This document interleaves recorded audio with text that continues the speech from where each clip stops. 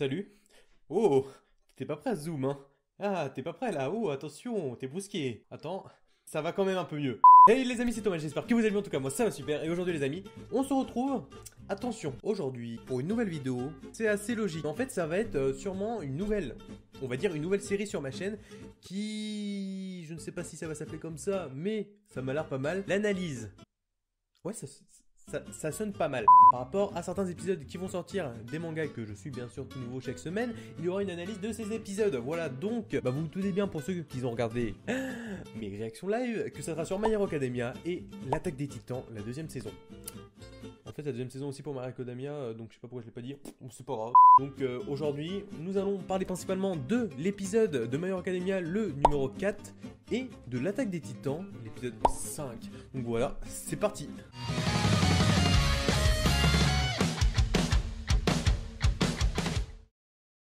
Déjà, on va commencer avec My Hero Academia. Déjà, dans l'ancien épisode qu'on avait vu la semaine dernière, on a vu que Izuku a été mis à 10 millions de points sur les épreuves qu'il a fait avec la course. Donc on a vu qu'il y a eu assez, comment ça s'appelle, de badassitude dans ses gestes pour la course sur les mines. Franchement, c'était juste un truc de malade. Contre Kachan et Shoto, je sais pas, genre, il a pensé à tout. Genre, c'était, pour moi, c'était un des meilleurs épisodes, quoi. De la première saison jusqu'à la deuxième saison, c'était juste parfait. Genre, seulement penser à prendre la carcasse d'un robot pour seulement se défendre contre les mines. Et s'utiliser, genre, je sais pas, avec la carcasse, il tapait sur les mines sans pour se propulser à arriver en premier. Et donc, il lui a donné la première place, dont les 10 millions de points. Et aujourd'hui, on va se retrouver, à la nouvelle épreuve qui est les cavaliers. Il va y avoir en fait une équipe de 4 personnes où 3 personnes vont porter une des 4, bien sûr, qui s'appelle le cavalier. Et le cavalier ne doit pas toucher le sol. Ah, sinon, c'est trop facile. En fait, à leur tête ou à leur cou, bien sûr, à ce niveau-là, avec leurs points respectifs, ils vont devoir se l'arracher entre eux. Et là, c'est là où ça devient très drôle, parce qu'Izuku a 10 millions de points. Donc, tout le monde court à lui. Et ça, c'est très drôle. Donc, on voit que Izuku fait équipe avec Oshako, Fumikage et normalement Tenya. Mais non, Tenya ne voulait pas. Pourquoi? Parce que tout simplement, depuis le début, tout simplement du manga, Izuku le dépassait, quoi. Il était toujours en tête de liste. Et Tenya a dit à ce moment-là qu'il tout simplement voulait aussi briller, quoi, si on peut dire.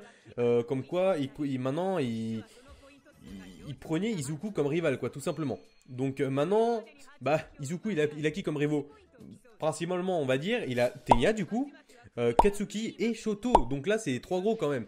Donc, il fait équipe avec qui? Il fait équipe, donc j'avais dit, Oshako, Fumikage et la fille de la filière. De la filière, c'est quoi? C'est, je sais pas de conneries, d'assistante, je crois. Bon, rectifiez-moi si c'est faux. Donc voilà, nous avons notre équipe et que à partir de ce moment-là, c'est plutôt pas mal. Donc c'est là où vraiment tout commence et là on voit vraiment le pouvoir de Fumikage vraiment en avant. Donc son ombre, mais ça fait une ultime défense, quoi, pour l'équipe d'Izuku et c'est vraiment un point, mais c'est même plus fort, un point vraiment immense pour eux. Donc il y a du coup la défense de Fumikage, il y a, on va dire, la gravité qui aide beaucoup de Oshako et surtout le propulseur, oui, le propulseur de comment elle s'appelle, de Mei, si je ne dis pas de bêtises. C'est propulseurs tout simplement qu'elle a fabriqué parce que elle, bien sûr, elle fabrique que des petits joujoux comme elle les appelle. Donc la filière assistance, c'est tout ce qui est, eux, ce qu'ils recherchent, c'est tout ce qui est les industries et tout ça pour montrer leur projet, tout simplement, ce qu'ils fabriquent eux-mêmes. Et elle, c'est, de ce qu'on a vu pour l'instant, c'est une des plus douées. Et oui. Et donc c'est pour ça qu'elle s'est mise avec Izuku pour, on va dire, briller devant toutes les industries qui pourraient potentiellement l'apprendre. C'est vraiment genre immense. Katsuki qui essaye tout simplement à chaque fois d'attraper le bandeau d'Izuku, mais non, parce que tout est formé. Fumikage, la défense, la gravité pour aller plus vite d'Oshako, les joujoux de Mei, mais tout est assemblé exprès vraiment pour que genre ça soit une équipe, mais on va dire presque sans faille. Et ça, c'est ça qui donne en fait genre on va dire le pouvoir de l'équipe qui donne vraiment trop envie d'en savoir encore plus, que ça bouge encore vraiment plus à fond. Par contre, on va voir un perso qu'on ne connaît pas forcément encore qui détrône, on va dire, toute la seconde A. Pour l'instant, il a piqué le bandeau du coup de Katsuki et surtout ce gars-là le chauffe à fond. On ne sait pas qui c'est. En tout cas pour ma part, parce que bien sûr je vous rappelle que je ne me suis absolument pas spoilé, donc ça donne quand même, un regard différent de ceux qui ont vu le manga. La fin qui est juste, on sent que ça va faire mal, c'est Izuku va tomber nez à nez contre une certaine personne qui l'a, on va dire, qui l'a prévenu comme quoi qu'ils allaient s'affronter juste avant le tournoi. Vous sentez que ça va faire mal. Je sens, je sniffe, attention. Cette personne, c'est qui?